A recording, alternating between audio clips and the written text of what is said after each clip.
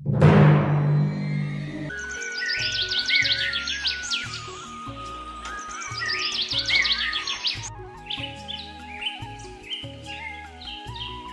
कहानी छगनपुर नाम के एक छोटे से गांव की है, जहां अजय नाम का एक गरीब किसान रहता था। अजय के परिवार में उसके अलावा उसकी पत्नी सीमा और एक बेटा राजू था, जिनके साथ वो बहुत खुशी खुशी रहता था। अजय के पास गांव में अपनी एक जमीन थी, जहां पर खेती कर वो अपने घर का पालन पोषण करता था। परंतु अब उसकी वो जमीन पहले की तरह उपजाऊ नहीं रही थी। धीरे धीरे उसकी जमीन से फसल की पैदावार भी कम होने लगी थी। एक दिन इसी चिंता में वो अपने जमीन के पास बैठा होता है और कमाने का कोई और जरिया सोचने लगता है।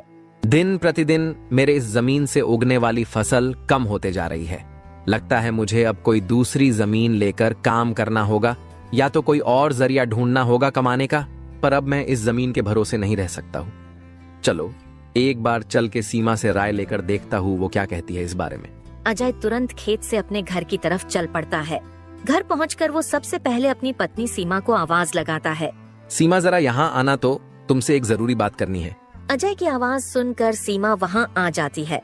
बोलिए, आपने मुझे बुलाया क्या? हाँ सीमा, मुझे तुमसे एक जरूरी विषय पर बात करनी है और तुम्हारी राय जाननी है। हाँ बोलिए, क्या बात है? सीमा, तुम तो जानती हो हमारी जमीन अब पहले की तरह इतनी उपजाऊ नहीं रही है, और अगर मैं ज्यादा खाद वगैरह डालने की कोशिश करूंगा तो कहीं उसकी मिट्टी और खराब ना हो जाए। इसलिए सोच रहा हूं कि कुछ समय के लिए उस जमीन पर खेती करना छोड़ दूं। हर साल थोड़ी थोड़ी खाद उसमें डालता रहूंगा, जिससे कुछ सालों बाद वो पहले की तरह उपजाऊ हो जाएगी।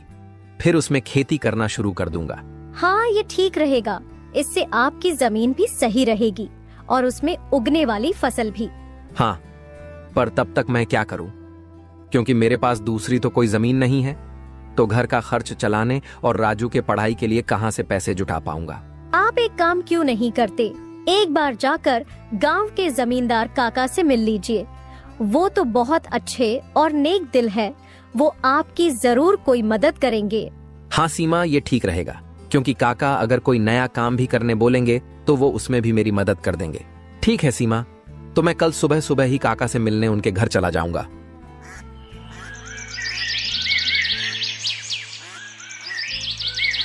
अगली सुबह अजय जमींदार से मिलने उसके घर के लिए चल पड़ता है। जमींदार के घर के बाहर पहुंचकर वो जमींदार को आवाज लगाता काका, है। क्या आप घर पर हो? अजय की आवाज सुनकर जमींदार बाहर आता है। अरे आओ अजय बेटा, बोलो क्या हुआ, कुछ काम था क्या? हाँ काका, आपकी एक मदद चाहिए थी। हाँ बोलो ना बेटा, मैं किस प्रकार तुम्हारी मदद कर सकता हूँ? अजय फटाफट से जमींदार को अपने खेत की हालत बता देता है। तो इसमें परेशान क्या होना बेटा?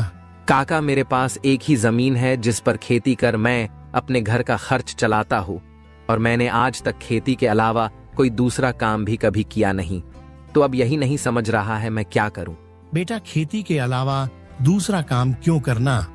तुम एक काम करो, मेरे पास गांव के बाहर एक जमीन है, तुम उस पर खेती करो। काका, पर इससे तो आपका नुकसान हो जाएगा। नहीं बेटा, कोई नुकसान नहीं होगा। इसी बहाने तुम मेरी जमीन की देख रेख भी करोगे, क्योंकि अब तो मेरी उम्र भी हो गई है और मेरा बेटा भी शहर में रहता है, तो इससे तुम्हारा भी भला हो जाएगा और मेरी भी थोड़ी जिम्मेदारी कम रहेगी। ठीक है काका, अगर ऐसी बात है तो मैं कल से ही उस खेत पर काम करने चला जाऊंगा। अजय जमींदार को धन्यवाद कहकर वहाँ से अपने घर के लिए निकल जाता है। अजय अपने घर पहुंचकर सीमा को सारी बात बता देता है। ये तो बहुत अच्छा है, यानी आपकी सारी चिंता ही खत्म हो गई।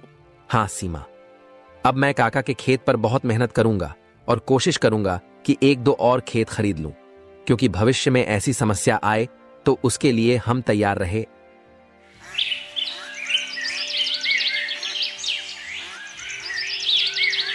अगली सुबह अजय जमींदार के खेत पर काम करने निकलने वाला होता है तो सोचता है, काका की जमीन गांव के बाहर है, तो शायद शाम को आते आते देर हो जाए, इसलिए सीमा को बोलकर जाता हूँ। सीमा, जरा यहाँ आना तो। अजय को बुलाता सुन सीमा वहाँ आती है। बोलिए, आपने बुलाया मुझे? हाँ सीमा, सुनो, काका का खेत गांव के बाहर है, तो मुझे शाम को घर लौटने में थोड़ी देर भी हो सकती है। तो अगर मुझे देर हो जाए तो तुम और राजू खाना खाकर सो जाना। ठीक है, पर अपना ध्यान रखना, और हाँ, 1 मिनट रुकना, मैं आपके खाने का डिब्बा लेकर आती हूँ, वो लेकर ही जाना। फिर क्या था, अजय अपना खाने का डिब्बा लेकर गांव के बाहर वाली जमीन पर काम करने चल पड़ता है। चलते चलते कुछ समय बाद वो गांव के बाहर वाली जमीन पर पहुंच जाता है। चलो अब पहुंच गया हूँ तो फटाफट से खेत पर काम करना शुरू कर देता हूँ। अजय अपनी कुदाल उठाकर खेत पर काम करना शुरू कर देता है। अजय को अभी काम करते कुछ समय हुआ ही था कि तभी पीछे से एक सांप आकर उसे काट लेता है। सांप के काटने के कुछ समय में ही अजय चक्कर खाकर वहीं गिर जाता है।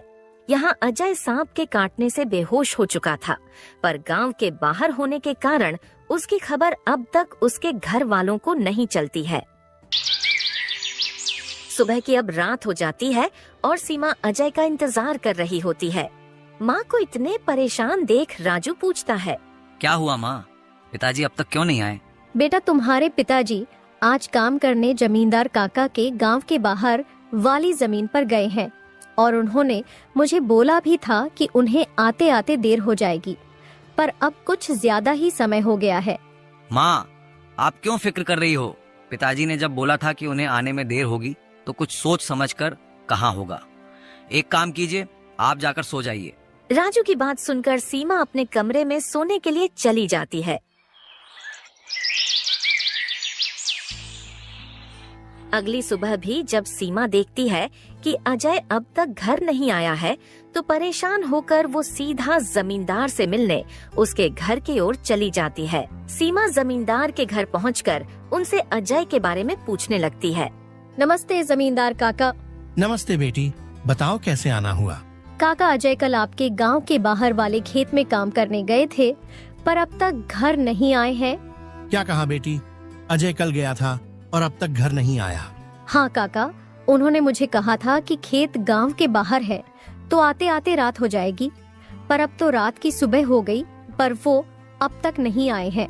चिंता मत करो बेटी, मुझे थोड़ा समय दो, मैं अभी किसी को भेजकर पता लगाता हूँ कि अजय कहाँ है। जमींदार तुरंत अपने घर में काम करने वाले घनश्याम को अजय को देखने अपने खेत पर भेजता है। कुछ समय के बाद घनश्याम जमींदार के खेत पर पहुंच जाता है और वहां का दृश्य देखकर वो परेशान हो जाता है।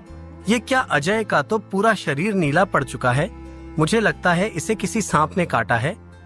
मुझे तुरंत जमींदार जी को ये बात बतानी पड़ेगी। घनश्याम वहां से भागते भागते जमींदार के घर के लिए निकल जाता है। घनश्याम जैसे ही जमींदार के घर पहुंचता है, उसके कुछ कहने से पहले ही जमींदार उससे पूछने लगता है, क्या हुआ घनश्याम बेटा, तुम इतना दौड़ते हुए क्यों आए और क्या तुम्हें अजय मिला? घनश्याम जमींदार को सारी बात बता देता है जो उसने खेत में देखी थी। घनश्याम जब जमींदार को सारी बात बता रहा होता है, तभी वहाँ पास में खड़ी सीमा भी सारी बात सुन लेती है और रोने लगती है। घनश्याम, तुम सबसे पहले वैद्य जी को लेकर वहाँ पहुँचो, मैं सीमा बेटी को लेकर वहाँ आता हूँ। घनश्याम को वैद्य जी के पास भेजने के बाद जमींदार सीमा को समझाने लगता है। सीमा बेटी, पहले तो तुम रोना बंद करो और जल्दी से मेरे साथ चलो, क्योंकि तुम्हारे रोने से अजय ठीक नहीं होगा। फिर क्या था, जमींदार सीमा को लेकर अजय को देखने उसके खेत के तरफ निकल जाता है और घनश्याम वैद्य जी को लेने दूसरी तरफ निकल जाता है। जमींदार और सीमा जब वहां पहुंचे तो उन्होंने देखा अजय बेहोश हालात में खेत में गिरा था और उसका पूरा शरीर नीला पड़ चुका था। सीमा अजय के पास बैठकर रोने लगती है। तभी वहां वैद्य जी आ जाते हैं। वैद्य जी के आते ही सीमा वहां से हट जाती है और वैद्य जी अजय की हालत का जायजा लेने लगते हैं। क्या हुआ वैद्य जी, अब कैसी है अजय की हालत? देखिए जमींदार जी, मैं आपको झूठ बोलकर अंधेरे में नहीं रखना चाहता हूँ, पर अजय की हालत बहुत खराब है। वैसे तो मैंने उसे जहर को काटने वाली औषधि दे दी है, परंतु जहर अजय के अंदर कुछ ज्यादा समय तक रह गया है, जिस कारण वो प्रगाढ़ बेहोशी के हालत में चला गया है। प्रगाढ़ बेहोशी, ये क्या होता है वैद्य जी? प्रगाढ़ बेहोशी के हालत में व्यक्ति जीवित तो होता है, परंतु उसके बदन के हिस्से में हलचल नहीं होती है, और ये अब कब होश में आएगा ये भी नहीं कह सकते हैं। वैद्य जी, तो अब हम क्या करें? देखिए जमींदार जी, अभी के लिए मैं कुछ दवाइयां दे रहा हूँ, उसे समय समय पर पानी में मिला कर देना, बाकी तो सब ऊपर वाले के भरोसे हैं। वैद्य अजय की हालत का जायजा लेकर और दवा देकर वहां से चले गए।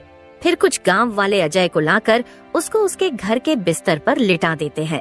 देखो सीमा बेटी, तुम बिल्कुल चिंता मत करना। तुम अजय की अच्छे से देखभाल करो, देखना वो बहुत जल्द ठीक हो जाएगा। और तुम्हें अगर किसी भी चीज की कोई भी जरूरत हो तो मुझे जरूर बता देना। और हर महीने मैं तुम्हारे लिए और राजू के लिए कुछ पैसे भेजता रहूंगा, पर तुम हिम्मत मत हारना। आपका बहुत बहुत धन्यवाद काका, आप हम लोगों की बहुत मदद कर रहे हो। जमींदार फिर वहाँ से सीमा को दिलासा देकर चले जाते हैं। जमींदार के जाने के बाद वहाँ राजू आ जाता है और अपने पिता की हालत देखकर सीमा से उसका कारण पूछने लगता है। माँ, ये पिताजी को क्या हुआ है? बेटा, तुम्हारे पिताजी को कल खेत में सांप ने काट लिया है, जिस कारण वो बेहोश हो गए हैं। माँ, तो पिताजी होश में कब आएंगे? बेटा, वैद्य जी ने कुछ दवाइयाँ दी है और उन्हें समय समय पर पिलाने कहा है। उन्होंने बोला कि उन दवाइयों से वो बहुत जल्द ठीक हो जाएंगे। पर माँ, पिताजी की ऐसी हालत है तो अब हमारे घर का खर्च कैसे चलेगा? बेटा, तुम उसकी चिंता मत करो, मैं हूँ ना, मैं सब संभाल लूंगी। नहीं माँ, आप क्या क्या करोगी? आप पिताजी का ध्यान रखोगी, आप घर संभालोगी कि घर का खर्च देखोगी? माँ, आप बस पिताजी का और घर का ध्यान रखो, मैं अब खेत पर काम करके घर का खर्च चलाऊंगा। राजू की ऐसी बातें सुन सीमा भावुक हो जाती है। नहीं बेटा, तुमको काम करने की कोई जरूरत नहीं है, मैं सब संभाल लूंगी। तुम बस अपने पढ़ाई का ध्यान रखो। तुम्हारे पिताजी का सपना है कि तुम बहुत बड़े अफसर बनो और मैं तुम्हें वो बनाकर रहूंगी, भले उसके लिए मुझे कितनी भी मेहनत क्यों ना करनी पड़े। फिर सीमा राजू को वहाँ से पढ़ने भेज देती है। मुझे अब कुछ करना ही होगा, क्योंकि मैं अब अजय का ठीक होने का इंतजार तो नहीं कर सकती हूँ। मुझे अब खुद जाकर खेती करनी होगी और हो सके तो कोई और काम भी देखना होगा। अगली सुबह सीमा सीधे जमींदार से मिलने पहुँच जाती है। नमस्ते जमींदार काका। नमस्ते बेटी, बताओ कैसे आना हुआ और अजय की तबीयत अब कैसी है? काका, अजय की तबीयत फिलहाल तो वैसी ही है और मुझे आपकी एक मदद चाहिए थी, इसीलिए मैं आपसे मिलने चली आई। हाँ, बोलो ना बेटी, मैं तुम्हारी किस प्रकार मदद कर सकता हूँ? काका, मैं चाहती हूँ कि जो जमीन आपने अजय को दी थी काम करने के लिए, आप मुझे उस पर काम करने की इजाजत दे दी, ताकि मैं उस पर काम करके अपने घर का खर्च और राजू की पढ़ाई करा सकूं। बेटी, पर तुम्हें वहाँ काम करने की कोई जरूरत नहीं है, मैं हूँ ना। मैं तुम्हारे घर के लिए जो भी खर्च लगेगा हर महीने भेज दिया करूँगा। नहीं काका, आपने अब तक हमारी बहुत मदद की है। अब आप बस मुझे आपके खेत में काम करने की इजाजत दे दीजिए। मैं अब खुद काम करके अपना घर चलाऊंगी और अपने बेटे को बड़ा अफसर बनाऊंगी। जमींदार सीमा को बहुत समझाने की कोशिश करता है, पर सीमा जमींदार की बात मानने तैयार नहीं थी। आखिर में सीमा की बातें सुनने के बाद जमींदार सोचने लगता है। मुझे लगता है सीमा मेरी बात नहीं मानेगी, पर अगर वो काम करने इतने दूर जाएगी तो वो अजय का ध्यान नहीं रख पाएगी। एक काम करता हूँ, मैं सीमा को मेरी गांव के अंदर वाली जमीन पर काम करने के लिए कह देता हूँ, ताकि वो खेतों पर काम भी कर सके और अपने घर का ध्यान भी रख सके। ठीक है सीमा बेटी, मैं तुम्हें अपने खेत पर काम करने की इजाजत तो दे सकता हूँ, पर तुम्हें मेरी एक बात माननी होगी। हाँ काका, बोलिए ना। बेटी, तुम्हें मेरे गांव के बाहर वाले खेत पर काम करने की कोई जरूरत नहीं है।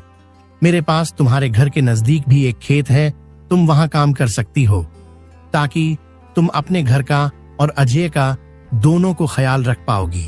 काका, ये तो और भी अच्छा रहेगा, इससे तो मेरी बहुत मदद हो जाएगी। बेटी, पर एक छोटी सी समस्या है, वो खेत बाहर वाले खेत से थोड़ा छोटा है। हाँ तो कोई बात नहीं है काका, वो खेत मेरे घर से नजदीक है, वही बहुत बड़ी बात है। मैं खेत में काम करने के साथ साथ दूसरे के घर का काम भी करना शुरू कर दूंगी, ताकि उन पैसों से मैं राजू की पढ़ाई का खर्च निकाल सकूं। बेटी, पर तुम्हें इतना काम करने की क्या जरूरत है? काका, मुझे काम करना ही होगा। अजय का सपना था कि राजू पढ़ लिख कर बड़ा आदमी बने। अगर मैं मेहनत नहीं करूंगी तो उसका सपना अधूरा रह जाएगा। राजू की पढ़ाई के लिए और घर चलाने के लिए मुझे हर हाल में ये जिम्मेदारी उठानी पड़ेगी। जमींदार सीमा के संकल्प और साहस से भावुक हो जाते हैं। ठीक है बेटी, तुम्हारी मेहनत देखकर मुझे पूरा भरोसा है कि तुम जरूर सफल होगी। मैं तुम्हारी हर संभव मदद करूंगा। तुम कड़ी मेहनत करो, भगवान भी तुम्हारे साथ हैं। सीमा ने जमींदार के गांव के अंदर वाले खेत पर काम करना शुरू कर दिया। वह सुबह खेत पर काम करती और दोपहर के बाद गांव के घरों में सफाई और खाना बनाने जैसे छोटे मोटे काम करने जाती।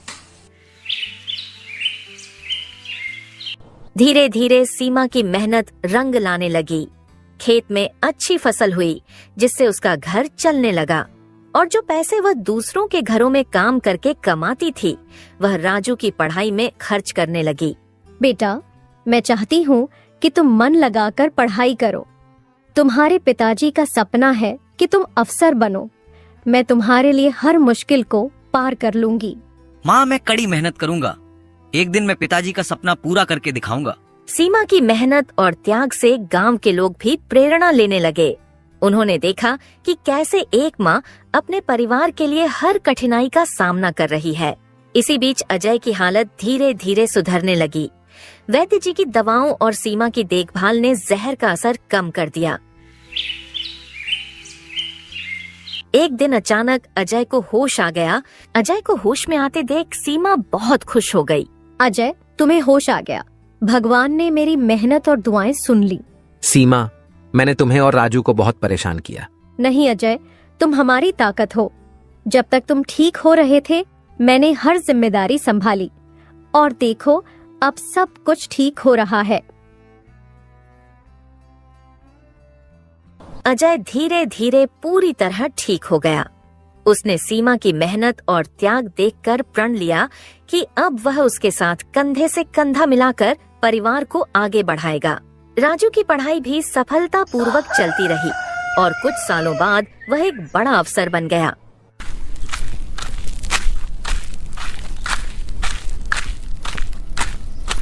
माँ, पिताजी, मैं आज जो कुछ भी हूँ वह आपकी मेहनत और त्याग के कारण हूँ। नहीं बेटा, ये सब तुम्हारी माँ का बलिदान है। उसने हमारे परिवार को बचाने के लिए हर मुश्किल का सामना किया। सीमा का त्याग और अजय का साथ, दोनों ने मिलकर एक नई मिसाल कायम की।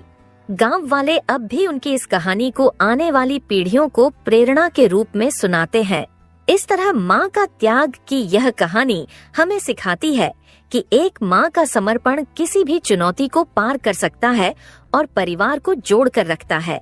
दोस्तों, तो इस तरह की और शानदार और मजेदार कहानियाँ देखने के लिए हमारे इस चैनल को जल्द से जल्द सब्सक्राइब कर लें।